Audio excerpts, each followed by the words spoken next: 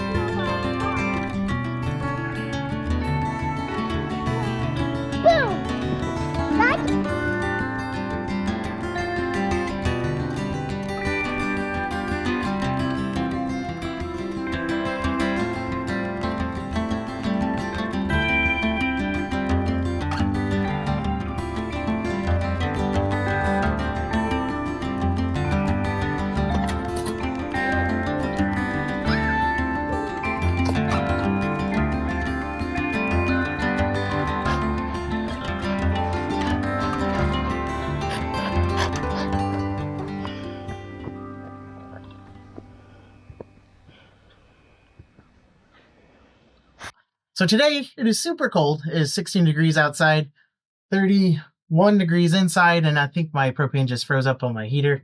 So we'll see how warm I stay. It's a perfect day to talk about the insulation problems we had on the arch cabin. So if you remember from the last arch cabin video, I talked about the insulation problems a little bit. I just mentioned it. That was one of the problems we had with the arch cabin, and probably the main problem. That problem set us back probably a good 3 to 4 months on the build. So what is some of the background of the problem? So the arch cabin kit, they sell it where you can buy a insulation kit. The insulation kit is advertised as an R31 insulation kit. It comes with Prodex and a quarter-inch batt insulation, like the fiberglass batt. Now, that combined with the air gap in between the ribs is supposed to give you an R31 insulation value. What we found was that wasn't the case. So I went back and did some research on the type of insulation it is. There's some sketchy science on how they got their value.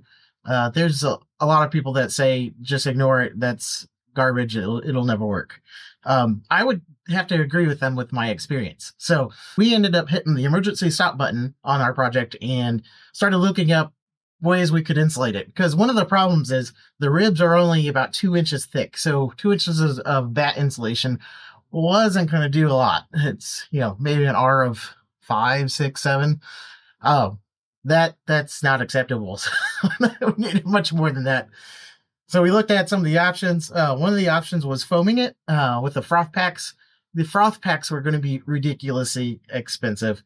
I was looking at probably around $10,000, which was going to blow our budget, because I think we only paid $2,000 or $3,000 for the insulation kit from Arch Cabins. The another option we did look into, and I would have done, and I still recommend you do if you have the time, is hire somebody to come in and spray foam. But unfortunately, we didn't have time to wait for somebody to come in and spray foam, because they were about a year out at this point, because things were crazy. So I started looking around, and I ended up coming across this company, Adhesive Guru, they had a website. I gave them a call and was like, hey, I need to buy this stuff in bulk. And like, I figured out how much I needed based off of the square foot that they advertised. Had to get several hundred cans to do the shed. I will say, if you go off the square foot they advertised, it's pretty correct. Before I ordered it, I ended up getting a test kit. So we ended up getting a test kit from Amazon, seeing how far it went and if it actually stuck to the Prodex. And it did stick to the Prodex just fine. So once we tried the tester kit out, we actually ended up buying the full amount that we needed.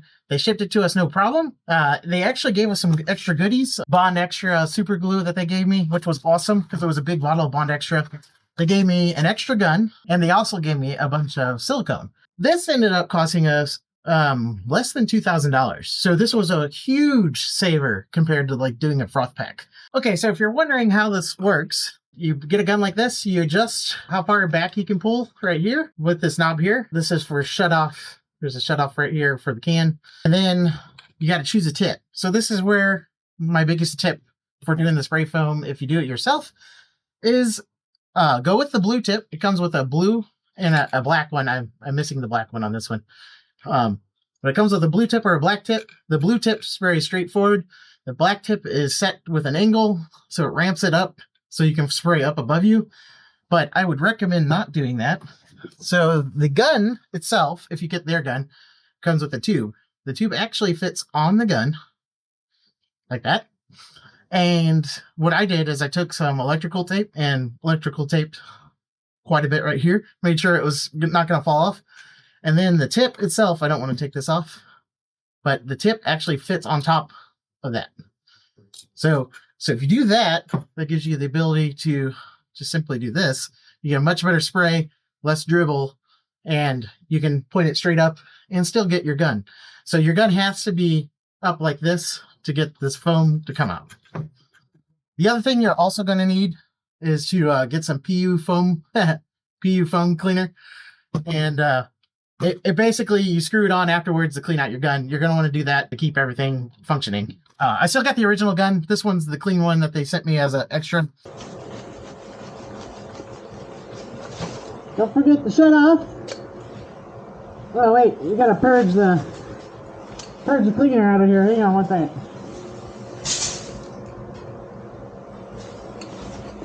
Don't forget to purge the cleaner. Make the mess, trust me. Alright, when you stop, it dribbles out, so keep going if you can.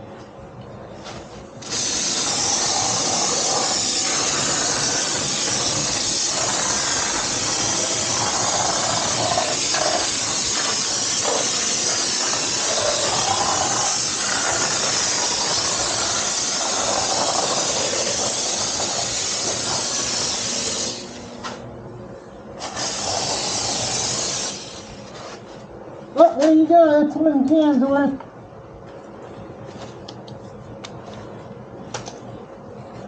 Closed off.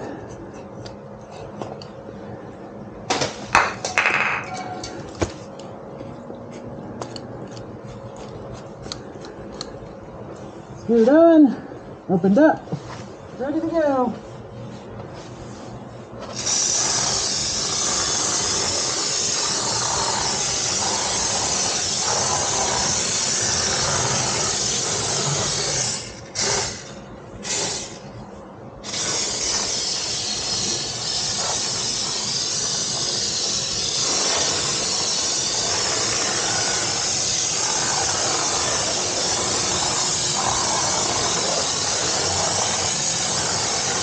When you're spraying, you want to back off from the wall. Very nice sweeping motions. Basically, you want to get one layer on at a time and then go back and layer it up. That's the best way to do this. If you're having trouble blowing the foam off the wall, you need to back up.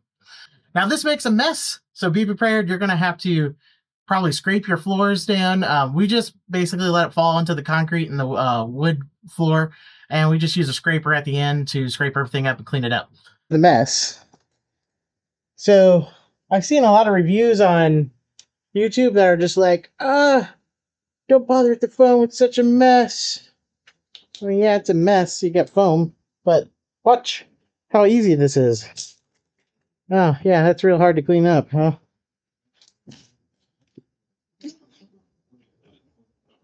Even on the wood, it kind of pops up like that. You can see I got quite a bit of mess over here. This is all. Yeah, I mean, yeah, you're gonna get spots where it's at. So you got something nice, you probably need to cover it. But yeah, look how pops right up. The other problem you're gonna have to deal with is if the foam gets above your furring strips. When you get done, if any of that sticks out above the furring strips, you're gonna have to trim that off. And we just used hand saws to do that.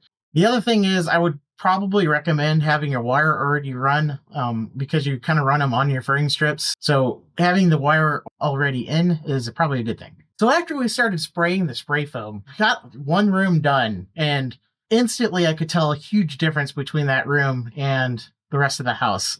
Now, I did try to capture some of this on thermal cameras. One of the problems I ran into is the metal roof on the arch cabin kind of acts as a heat sink. And so if the wind was blowing at all, it would just kind of glaze over all my data. I got a few spots where I think I caught it without the wind blowing that you can see the difference between the two installations.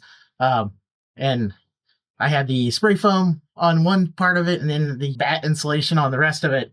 And you could see a difference. So, and it was a big difference when I got done. So now we're sitting at 5 degrees today. Tonight is going to be the low of 5 degrees. The pellet stove, I'm running it on the second to lowest setting. It is enough to keep up the temperature in the house and keep it warm. Yeah, so like I said, the Adhesive Guru, it's a blue foam. It goes on blue. It's messy, but if that's all you got, I would definitely recommend that over the insulation kit from Arch Cabin. Save yourself the money. Get the Prodex on the outside, but don't get the Batt insulation on the inside.